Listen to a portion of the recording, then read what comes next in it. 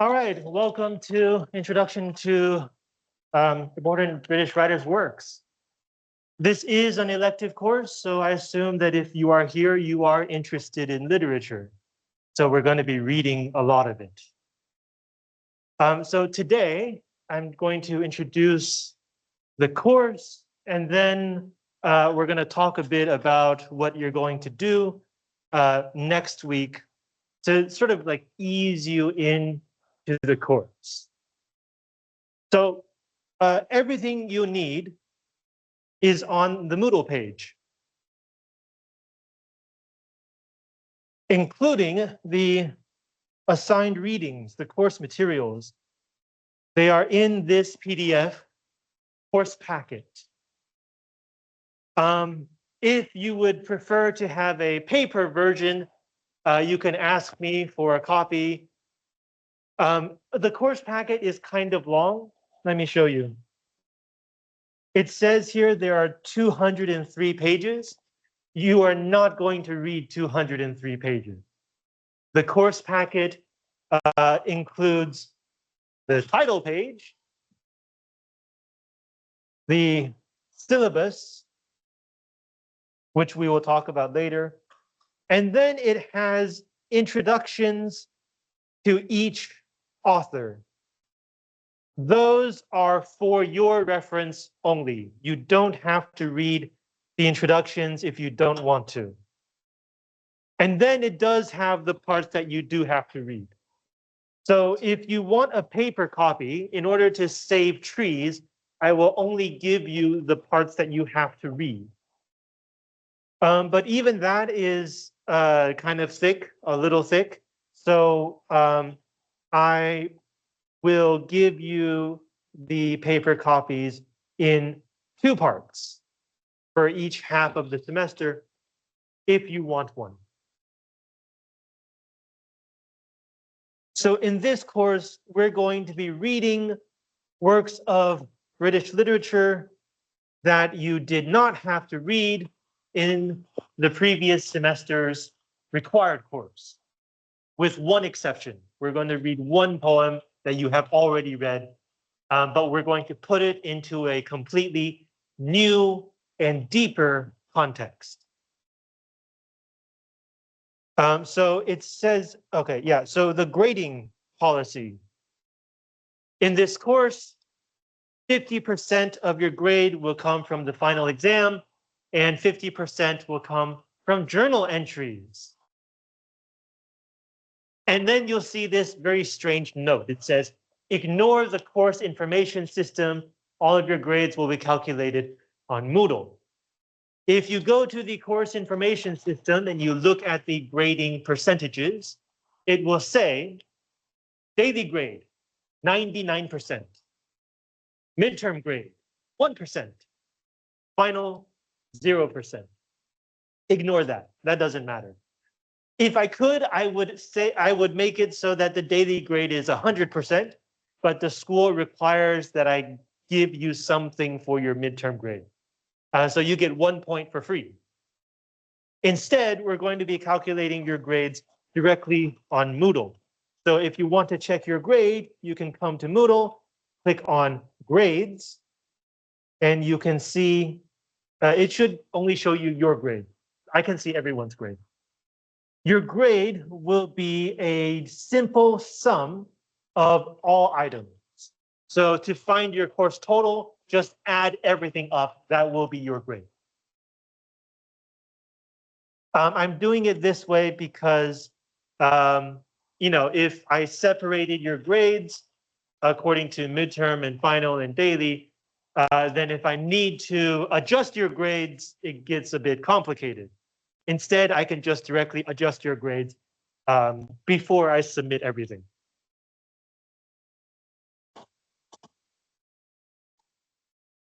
Okay, so the journal entries. Look, I know that even though this is an elective course, not everyone is here because they love literature. Some of you are here because you like climbing stairs. So if I like ask you to do something specific for the journals, like if I say you have to write 200 words, if I say you have to write about a specific topic, some of you are just going to go to AI and then not care what AI says, and you'll end up wasting your time and my energy. So instead, here's how the journal entries work. You will have a deadline. As you can see here, there are deadlines for your journal entries, but you can submit whatever you want. You can talk about that week's readings. You can talk about your thoughts on this course. You can talk about whatever is going on in your own life. You can submit a blank page. I don't care. I'll give you the points. That also means I probably am not going to read your journal. If I have time, I'll read it. I'll like save it for when I can't sleep or something. But I hope this reduces the pressure on you. This is not forcing you to do something. This is welcoming you and encouraging you to think about what you're reading and what you're learning in this course. Okay? So as long as you remember to submit something within the deadline, you're going to get the points. In fact, if you look at these deadlines, like this one, it says 26th of March, noon, which is when the class ends, to before midnight, right? So it's the same day as class. But you know, if you're late by like 2 minutes, 10 minutes, 3 days, doesn't matter. I'll take it anyway. So like this is to give you a guideline. You are aiming to submit something on the same day. But if something comes up, you can always submit it a little bit later. There is an actual deadline that you cannot miss, but I'm not going to tell you. Because if I tell you, you're going to wait for that deadline. Treat this as your deadline. You will be submitting 5 journal entries. Each one is worth 10 points. So that's the first 50%.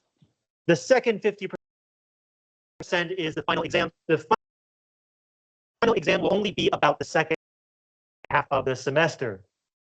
I say only, but the second half is harder than the first half. The exam will be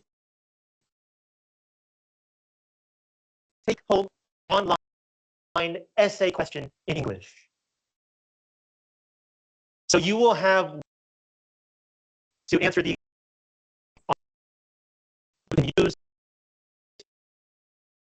use internet if you trust it enough. But the one resource that you cannot use is other people.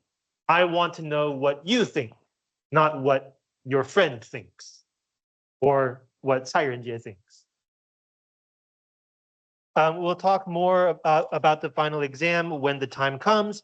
But if you are curious, all of the exam rules are already on Moodle, and you can read them if you're interested.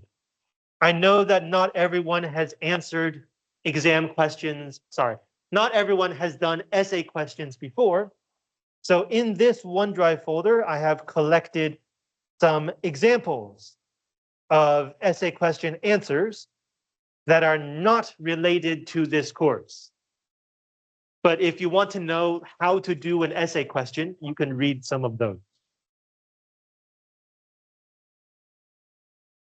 Okay, do you have questions about the grading policy? All right, so what are we actually going to do in this class? Each week, I will ask you to read a few things from the course packet. Maybe it will be 5 short poems. Maybe it will be 1 long poem. Maybe it will be 2 short stories. In week 8, I'm going to ask you to read a long essay and a short essay. And then starting from week 10, we're going to read parts of a novel, the whole book. It's actually it's quite a fun novel. It's a sci-fi horror novel. So maybe you don't want to read this before you sleep. And speaking of this novel, I'm going to give you the whole novel. That's the second half of the course packet. But if for some reason you want to look for this novel yourself, make sure that you're looking for the 2025 edition. An earlier version of this novel was published online, but it is very different. Like the last part of the novel is completely different. So yeah, we're using this edition. Each week, you must do the assigned readings before class. We're using a flipped class teaching method, which means you go home and read. Sorry, at the end of each week, I will introduce the reading. You go home and read. And when you come back, I will give you some discussion questions and we talk about them. You talk about them in small groups, and then we talk about them as a class. And then after we finish those questions, I will introduce the next unit. And if we still have time, we can start looking at the next unit together. So that means you'll need groups. I will divide you into groups next week. The discussion questions are all open-ended questions. There is no right or wrong answer. There are good answers and bad answers, but there's no right or wrong answer. So a good answer versus a bad answer. If I ask you something like, why do you think this character says this? And your answer is, oh, because it was noon and they were hungry. That's not a good answer. It's not related to what we're reading. There's not a lot of evidence to support your answer. It's kind of based on your own imagination instead of based on what's actually happening in the poem or the story. So a good answer will be related to what you read, and it will also fit with the rest of the poem or the rest of the story.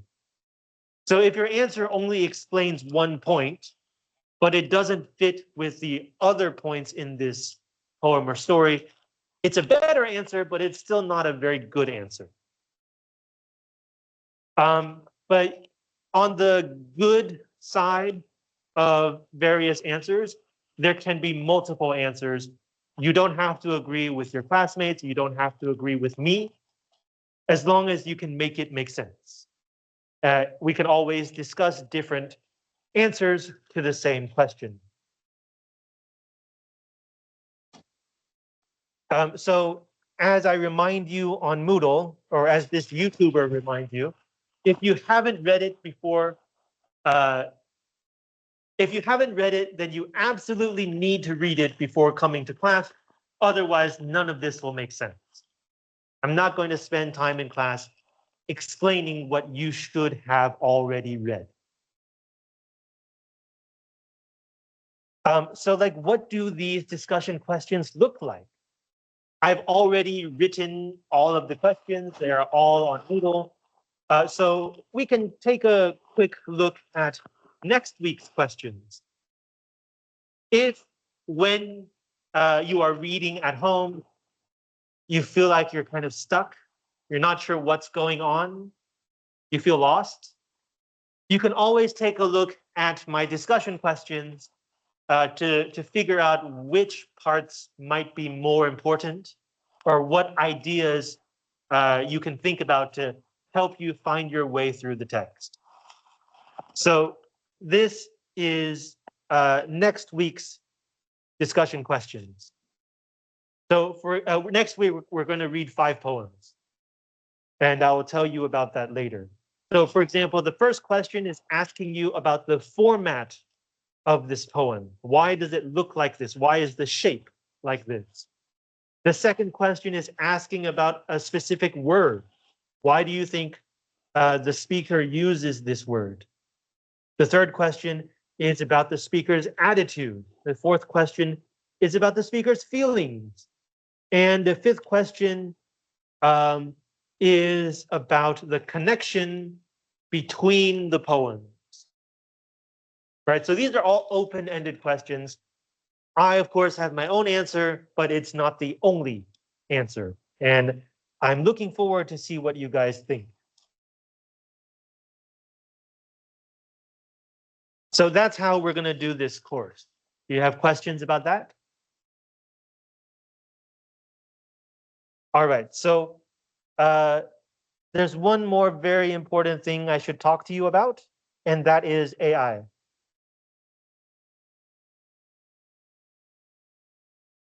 Ta-da. Okay, so AI is good for a lot of things, but you should know what those things are and what things AI is not good for. Okay, it's 2026. This data is maybe a bit old, but the basic point remains the same. AI is, of course, not 100% reliable. The problem is, let's say that AI is 10% unreliable.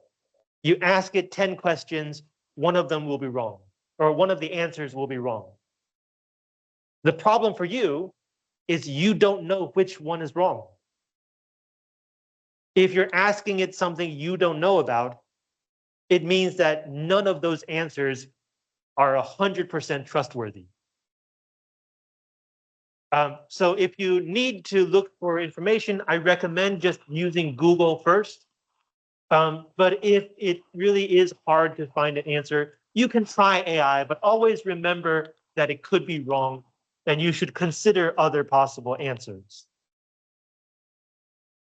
So these are all the things that I hope you will learn from taking this class.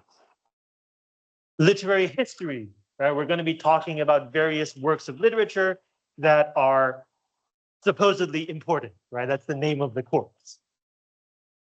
The literary canon, which means the specific works, not just the time period, but why this work is considered important.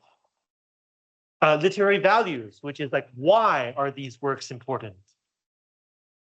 Literary analysis, how do you make sense of this work of literature? And the way that we make sense of literature is through a process called close reading. We focus on specific details to help us understand the characters and the situation of the entire poem or story. Literary appreciation or taste. Do you think this is a good piece of literature and why? Spoiler alert, not everything we're going to read, you're going to find good. I can guarantee all of it is important, except maybe the novel. We'll find out. It's too new to say. But you may not enjoy it. I hope you do enjoy it. I'm not going to like deliberately choose something that's boring. So the blue ones are related to literature. And then we have the red ones, which are like personal skills, problem solving. Some of the things we're going to read can be a bit hard. So how do you work through that difficulty? Motivation and resilience. When like we're reading something week after week and you start to feel tired or burned out, how do you find the motivation to keep going and make it to the end of the semester? And then we have the green ones. These are like thinking skills. So we have oral communication, right? You're going to be doing discussions with your group members and with me. So how do you put your ideas into words? I hope you use English. I will use English. But if you're stuck, you can always switch to Chinese or to Google Translate or whatever. But I do hope you try using English. Synthesis, putting things together. Your group members will have different ideas. The other groups will have different ideas. When you present your group's ideas, how do you put all of these different ideas together? Critical thinking and position taking. Again, when you have different ideas, how do you decide which idea to go with? Which position do you take? Argument from textual evidence. This is how do you connect your ideas to what's actually on the page? Or the other direction, how do you go from what's on the page to forming your ideas and your answers? And then finally, written expression. This is about the final exam. You will have to write something in English. I want to say a little bit more about critical thinking. I'm sure you've heard this term before, right? Everybody thinks that you have to learn critical thinking. You have to be critical thinkers. What does that mean? To think critically. How is that different from just thinking? So the word critical here means that you are able to criticize. You are able to find a different perspective or different idea to compare with the idea that is presented to you. Critical thinking is the ability to say, hey, maybe that's not right. Maybe there's a better answer. Maybe you're completely wrong. It doesn't matter whether it's an idea from your classmates, from your teacher, from the textbook. Critical thinking is the ability to say, hey, maybe what I'm hearing or what I'm seeing isn't the best answer. How do you do that? How do you learn that ability? Personally, I think the way to do this is you have to learn about other possibilities.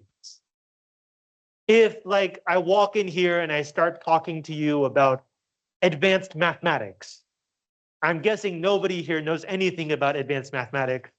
So whatever I say will be your only source of information. If you only have me as your source of information, it's hard to do critical thinking. But if instead I walk in here and I talk to you about which restaurants on campus are better than other restaurants, everybody has an opinion. You all have experience eating on campus, so you can have a different idea, a different perspective on what I'm saying. And so you can do more critical thinking. Makes sense, right? So in terms of literature, everybody knows a little bit about literature, I hope. Otherwise, the courses you have taken were kind of wasted. But I think we can agree that I have a bit more ideas about literature than you do.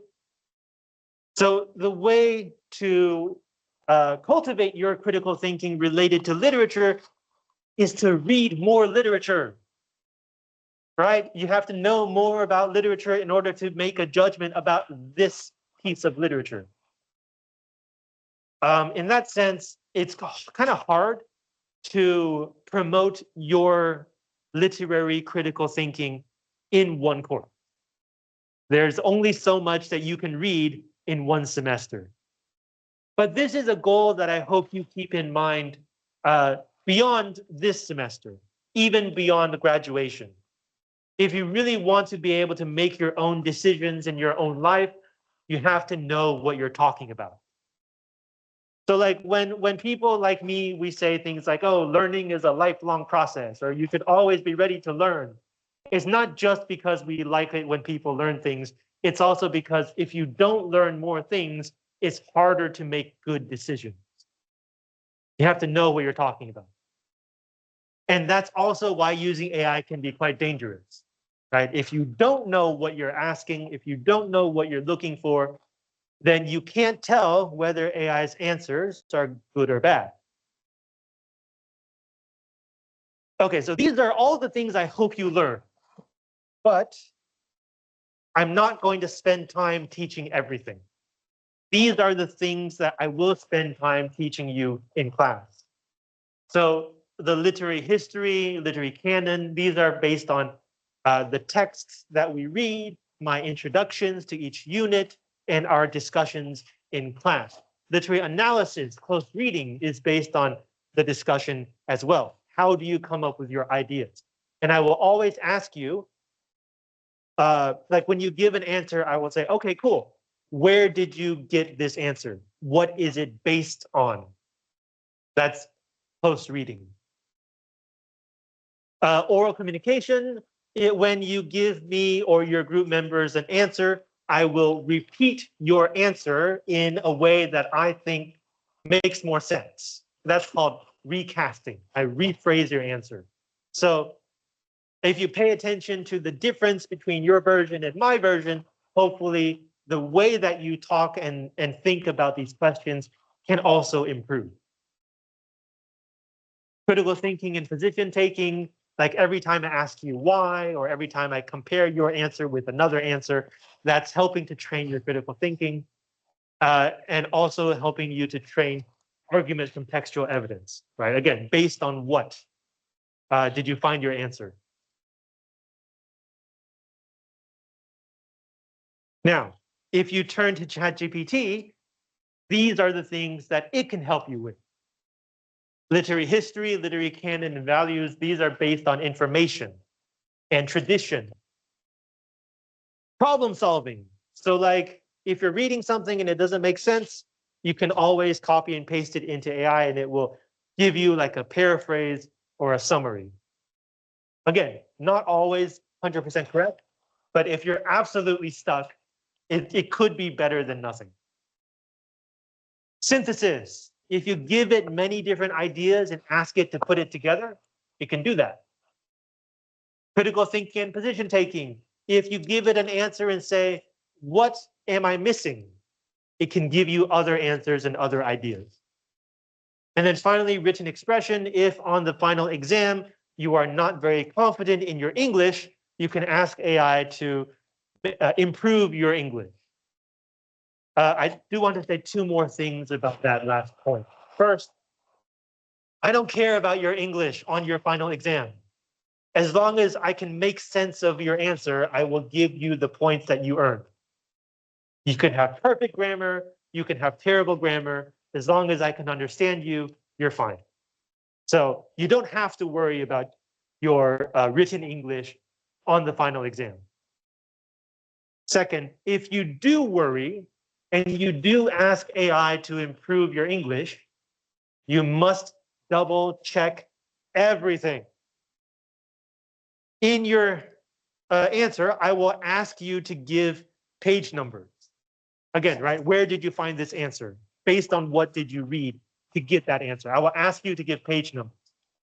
AI will sometimes change your page number for no reason at all. One time I was teaching a class and the exam was about a movie. And I asked students in their answer to give the time of the evidence that they used for their answer. So like, why is the answer like this? What did you see? What time did it appear in this movie? A student submitted an answer and all the times were wrong. Like if I go to that time in the movie, there's nothing there. So he didn't pass the exam. When he got his grade, he then emailed me and said, oh crap, I had the correct times, but then I asked AI to improve my English and then it screwed up all my times and I forgot to check.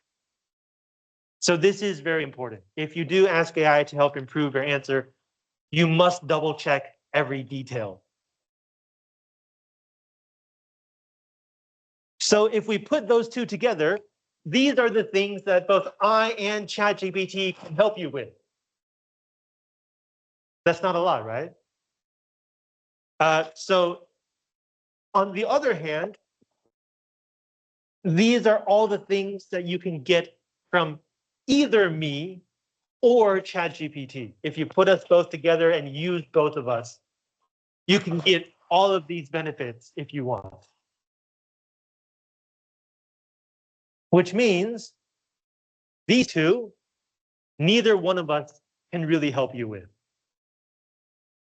Motivation and resilience, I think that's kind of obvious, right? If you're burned out at 3 a.m., don't call me. My phone will be off. And all ChatGPT can do is say like, keep at it. I'm sure you can make it to the end, just empty words. So if you do feel burned out, you can always email me and I'll try to help you. Or you can call a good friend and wake them up instead of me. And then literary appreciation. There's a saying, there's no arguing with taste. Everybody likes different things. So the point of literary appreciation is not to tell you this is good, this is not good. It's to give you many things and let you decide which things you like more and why. Whether it's literature or food or anything else, the more experience, the more you can find out what you like and what you don't like. This is related to critical thinking. Because if your life is filled with stuff you don't like, you're not going to be a happy person. To find out what you like and what you don't like is very important, but I can't really help you with that. All I can do is give you more things to read and help you find out for yourself.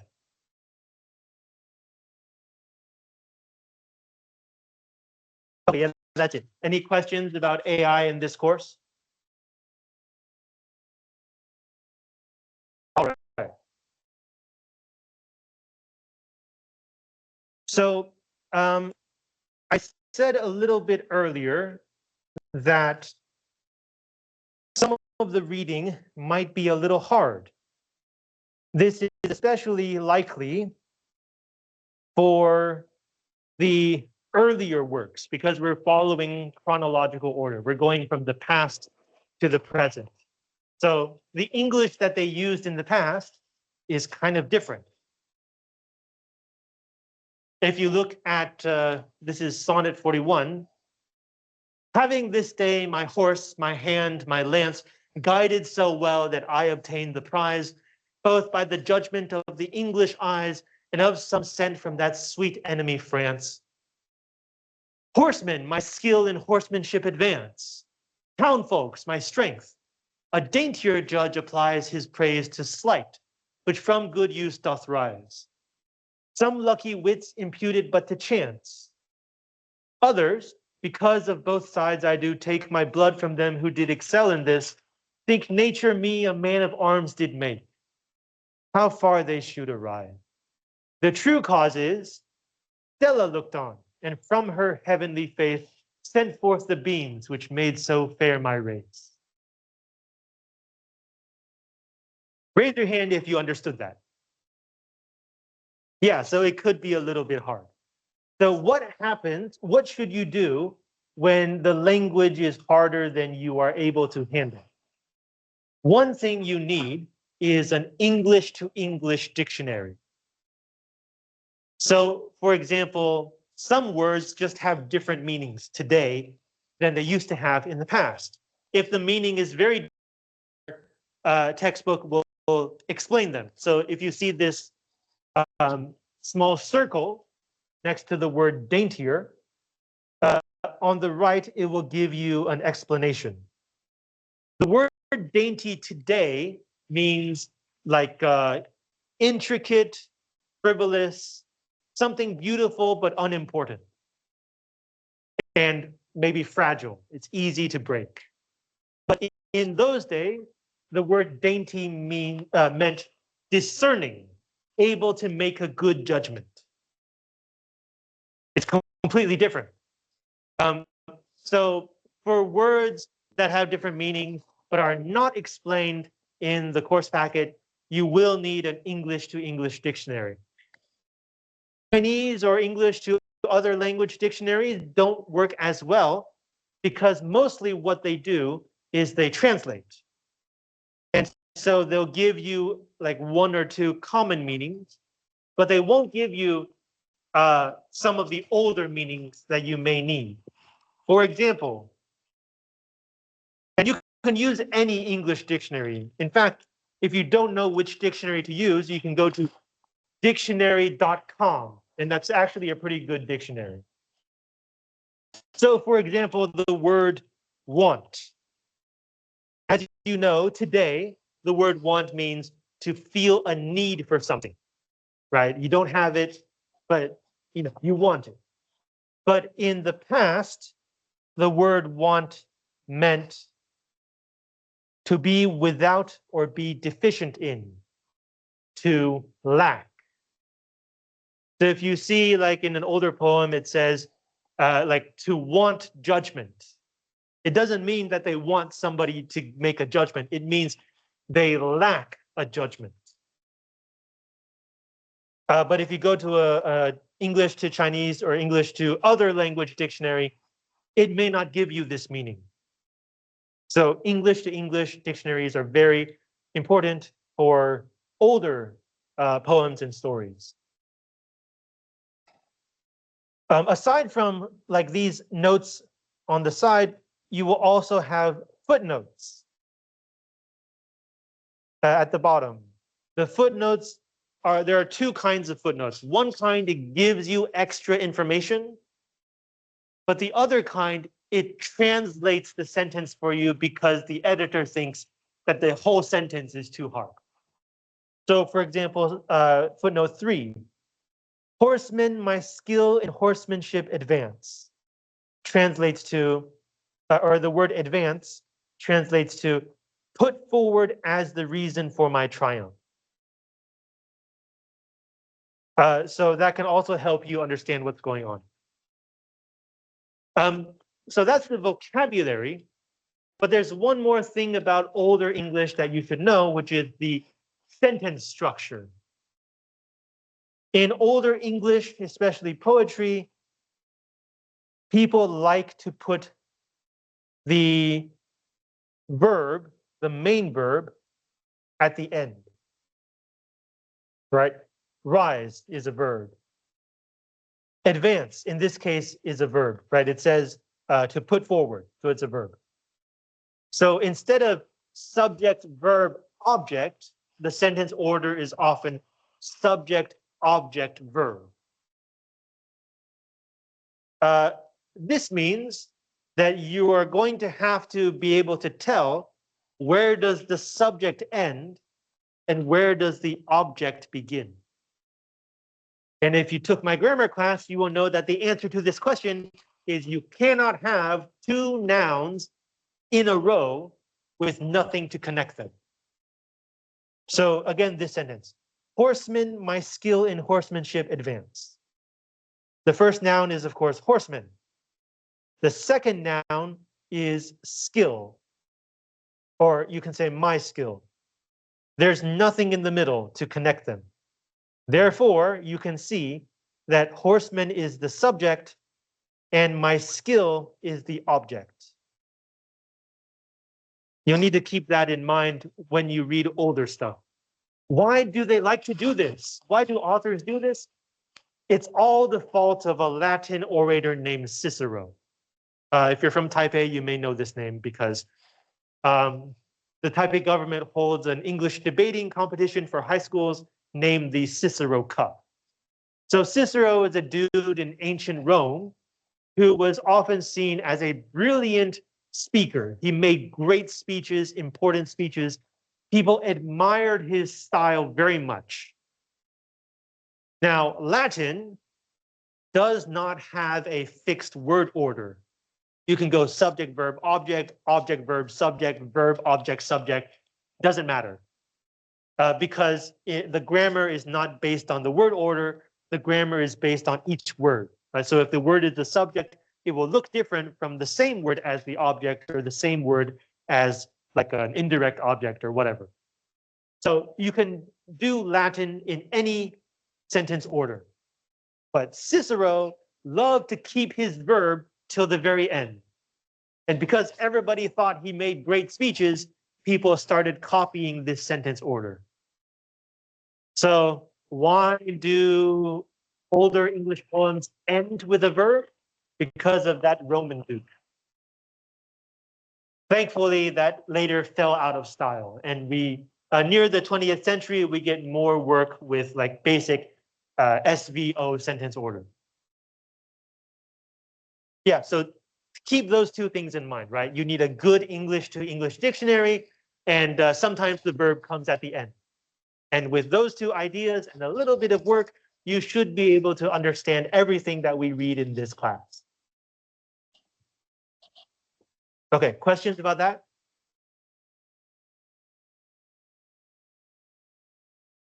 Okay, so you may have noticed that I am currently recording.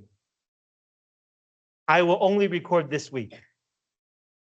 I will only record this week. So if you miss class next week, you're going to have to talk with your group members to find out what we did. But if you are currently watching this on YouTube, that means that you missed the first class and you have a chance to like catch up with the basics of this class. I do think the first week is the most important. If you missed the first week and you don't watch the recording, you will feel very lost in this class. So, if later in the semester you start forgetting what we talked about this week, you can always go to YouTube and rewatch today's lecture. I will upload the lecture to YouTube and then post a link to Moodle. And I do that because I could just leave the video on Microsoft Teams, but there are a few disadvantages with doing that. First is apparently not everyone can access their Microsoft Teams account for some reason. Secondly, you have subtitles here thanks to Microsoft, but if I upload it to YouTube, Google will also create subtitles for the video. The subtitles are a little less accurate than Microsoft, but you can search the subtitles. You can like open up a transcript, 逐字稿. And when you open up the transcript, you can do like Control F and you can search the transcript. So if you want to find like one specific thing that I said, but you don't want to watch the whole video and you forgot when I said it, you can open the transcript, search for a keyword, click on that line, and the video will jump to that place. Very convenient. But I'm only doing that this week. In the following weeks, most of it is discussion. There's really nothing that important to record.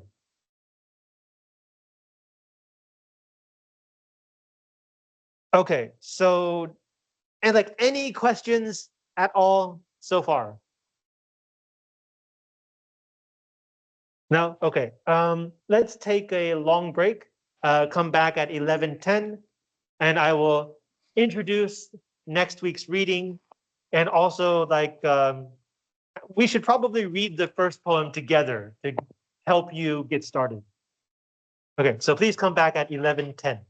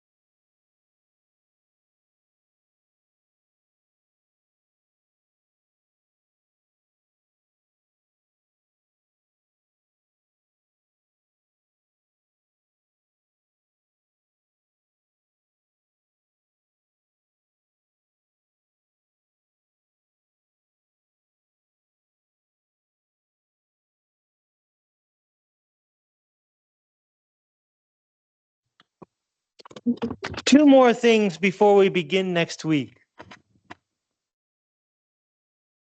On the Moodle page, you will see this link called class emails.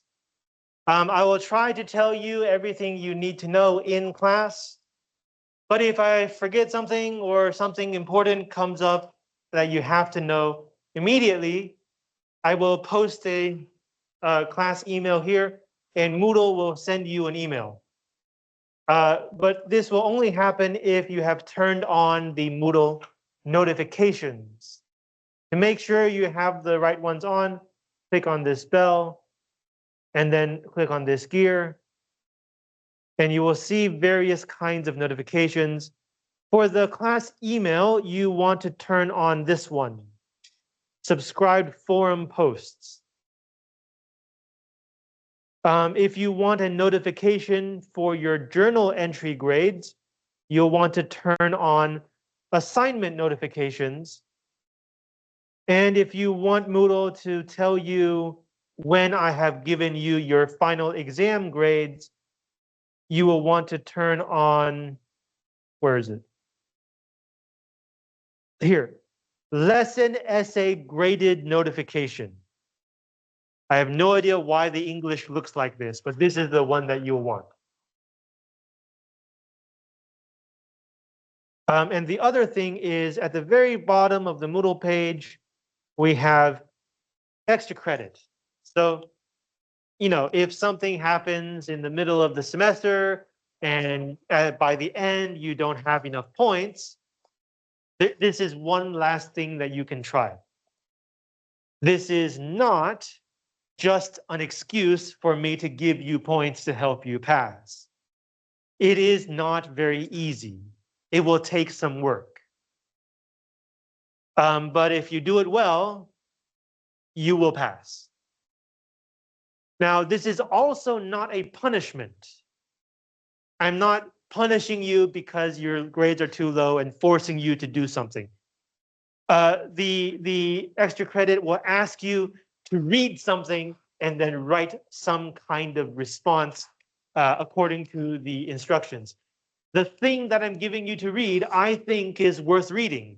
I think it can help you understand or think about what you have been doing in college these years. So even if you think you will pass the course, I encourage you, I invite you to try doing the extra credit. If you have done this before, tell me, I will give you a different thing to read. I have prepared 7 different things. I'm not going to run out. But this extra credit has a word count requirement.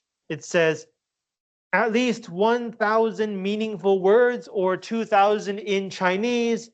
You can use other languages, but the Google Translate output must be at least 1,000 English words. So you have to count your words. If you decide to write your answer in Google Docs, please don't, because you might run into this problem. Can you see this picture? What's wrong with this picture? It says 5 words, but how many words have I selected? 2. Why is it doing this? It's counting each letter as 1 word. This problem might happen if you write in Google Docs and then you save it as a Microsoft Word file. And so you might think you have 1,000 words, but you only have 200. So to avoid this problem, the best way to avoid this is to just write it in Microsoft Word. But if you do run into this problem, the only way that I have found to solve this problem is you have to copy your essay, paste it into something that's not Google Docs and not Microsoft Word, open a new Microsoft Word document, copy the thing from the other place, and then paste it into this new Microsoft Word document. It's very annoying. Just don't use Google Docs. But that's just to warn you if you want to do the extra credit. Be careful if you run into this problem. Okay, so next week we're going to be reading 5 poems by Sir Philip Sidney. As you can see, he lived in the 16th century. This was a very exciting time in England. This was the time of Marlowe and Shakespeare and Queen Elizabeth. And yes, Sir Philip Sidney.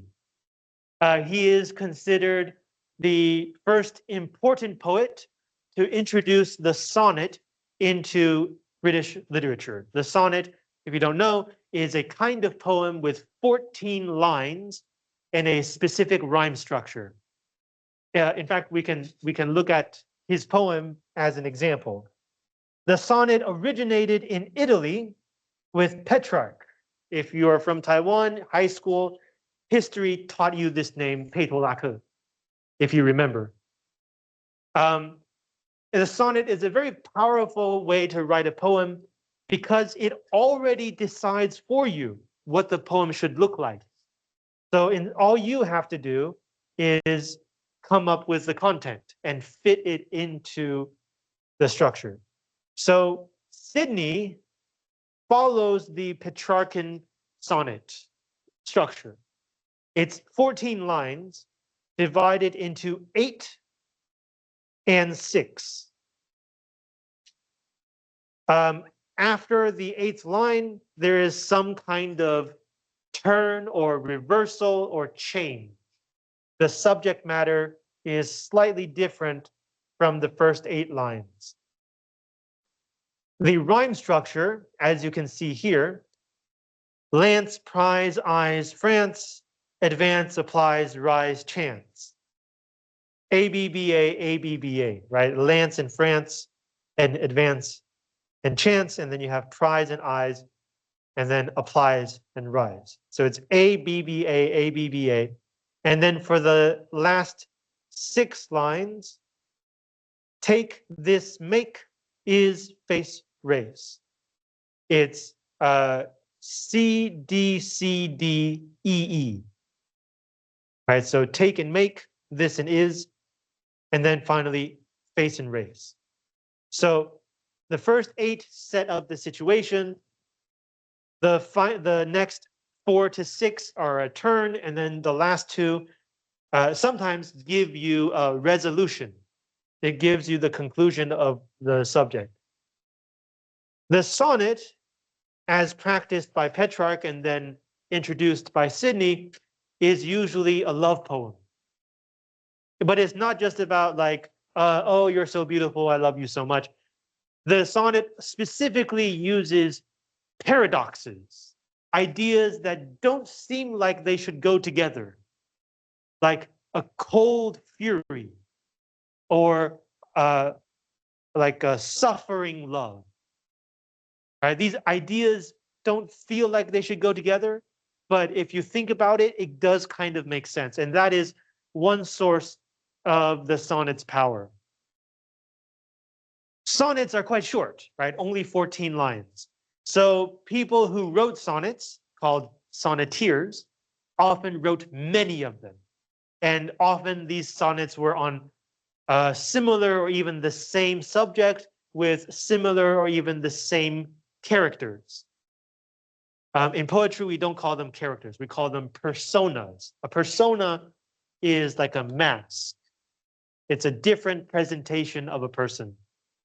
Because traditionally, we talk about personas in poetry as different sides of the poet.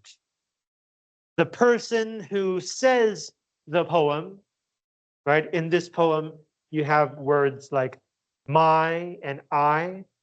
This person who talks is called the speaker.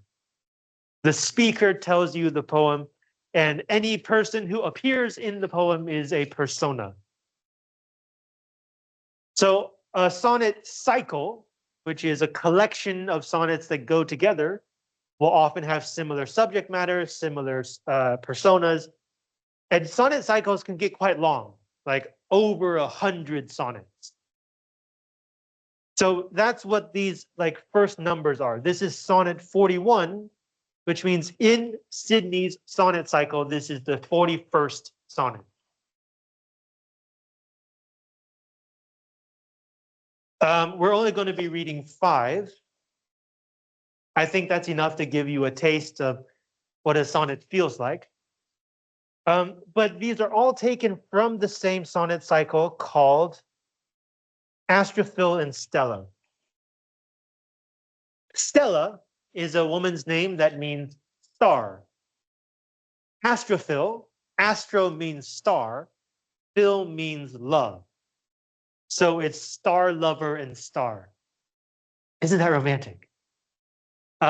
So these poems are, I think all of them are from the perspective of Astrophil, and it's always related to his beloved Stella in some way. But it's not always just directly like, oh, she's so great, I love her so much. There are many different sides to their relationship that we can pay attention to as we read. So the poet Sidney, like he's famous in literature for, introducing the sonnet into English, but he's also famous in history. Queen Elizabeth took the throne in 1558. She was, I believe, the most important queen of England. When she took the throne, she faced many challenges, especially because she was a queen in a very patriarchal society. The first big challenge she faced was people were doubting whether she had the ability to be queen. So her solution to this problem is not to pretend to be a man, but to use the values that people thought women had and use those as her tool to be queen. So instead of using like power and authority, she used the idea of love, motherly love. So like instead of like looking for loyal and obedient subjects, she was looking for loving and like considerate subjects. Of course, this was just another way of saying she wanted control over her people, but it's a different kind of control. So during Queen Elizabeth's reign, which is from 1558 to 1603, the royal court was full of this atmosphere of like we're serving a loving mother queen.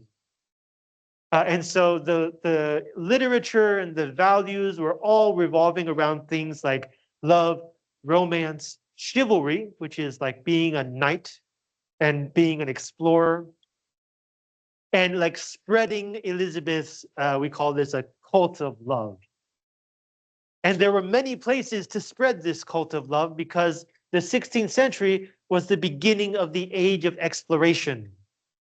Francis Magellan circumnavigated the globe in 1453 for Portugal.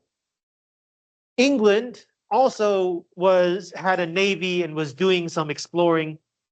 The first North American colony was founded around the late 16th, early 17th century. But at the time, the strongest navies belonged first to Portugal, and then later on, Spain became more powerful. So to really like have the space and ability to explore the world in peace, England had to find a way to like work around Spain. Spain, of course, was not just going to let England do whatever it wanted, especially because Queen Elizabeth was a Protestant, while Spain was ruled by Catholics. So Catholics are the older form of Christianity, Protestants are the newer form. They did not like each other. If your religion says only people who believe the same things that I believe will get into heaven, you're not going to be very kind to people who believe in different things. So there was always going to be some kind of rivalry between Spain, Catholic naval power, and England, new Protestant upstart who wanted to become more powerful. And this came to a head in 1588 when Spain tried to invade England. So not just fighting England on the seas, but actually invading England. What happened was Queen Elizabeth got word that the Spanish Armada, the Spanish Navy was coming. So she went to the mouth of the River Thames in London, and she gave a rousing speech to her navy and to her subjects listening in about how, like, because she is such a loving and kind queen, and because her people are such like supportive subjects, that they will definitely win this fight. God is on our side. You have nothing to fear from the Spanish. And then when the Spanish came, a huge storm came from nowhere and wrecked their entire navy. You can imagine this had a very big boost for Elizabeth's popularity. And with the demise of the Spanish Navy, England now had the space to develop its own navy and do more exploration. And that sets us up for the next centuries, like colonies, and then for the 19th centuries, empire. It all begins here. Sir Philip Sidney was one of the first explorers from Elizabeth's court. So he could do sonnets, he could do exploring. He's very good at like jousting and knighthood and activities and sports. Apparently, he was also a good lover. He could do everything. So like when he's writing sonnets about love or about being a knight and doing various things, he's not just imagining. He's also basing these on his own experiences. Okay, so that's the introduction. Questions about this guy? Okay, if not, let's take a closer look at the first sonnet that we're going to read, Sonnet 41. So here's your homework. Before next week, please read Sonnet 41, Sonnet 47, Sonnet 54, Sonnet 81, and then Sonnet 87. You will also see a sonnet by Shakespeare, Sonnet 18. You don't have to read that. But it's a good sonnet, so if you want to read it, go right ahead. I was just too lazy to cut it out. So that's the homework. And for people who are late to class today, I want to give you two reminders. One, I am not going to record after this week.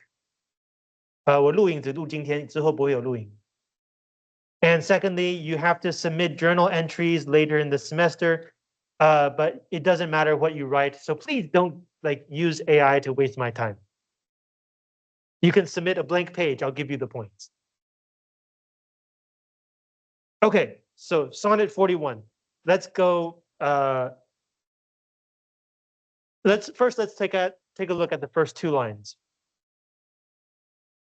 Having this day my horse, my hand, my lance guided so well that I obtained the prize. Where is the main verb? Guided. So if we rearrange the sentence, it looks like this day, today, having guided my horse, my hand, my lance so well that I obtained the prize. So it's a competition, some kind of competition with horses and a lance. You guys know what a lance is?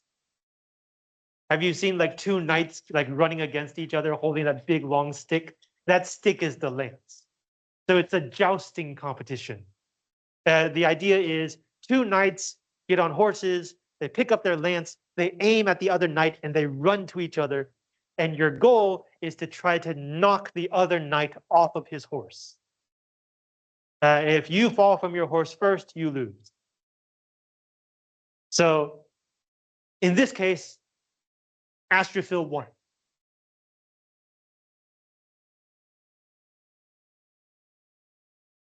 Okay, next lines. Both by the judgment of the English eyes and of some sent from that sweet enemy France. So he obtained the prize according to the judgment of the English and the French. So this is not a regular jousting match. This is an international jousting match. You have people from England and people from France. France is called a sweet enemy because a few decades earlier, they had just finished fighting a war with England. So France is England's traditional enemy, but at this point, they're not actually at war. If you look at the footnote, it says that this could be based on Sidney's experiences in 1579 and 1585, or in 1581. So this is, again, based on his experience. So not only were there English and French people watching, but they are also judges. You have English judges and French judges. So it's a sweet enemy, right? They are enemies, but not currently. Currently, they're fine. So that's the first 4 lines. We call the 4 lines a quatrain. Quat means 4. So these 4 lines tell one complete part of the story. So what are we going to see in the next 4 lines? Horseman, my skill in horsemanship advance. So as we noted earlier, the main verb is advance. We can rearrange this. Horseman, advance my skill in horsemanship. And the footnote tells you advance means put forward as the reason for my triumph. So this line means, why did I win? Horsemen think I won because I'm good at riding horses. Town folks, my strength. So in English, if your verb is the same, you can omit the repeated verb. So really this part is saying, town folks advance my strength. The regular people watching think I won because I was stronger. A daintier judge applies his praise to a slight. Slight here, it says, means art. That doesn't really help you. The word art here means skill. In fact, that's what the word art originally meant. If you know the word artisan, which is somebody who creates something using his or her hands. In Chinese, we call this 工匠, right? Artisan, art as skill. That's where the word comes from. So a more discerning judge, a judge who understands the situation better, applies his praise to art.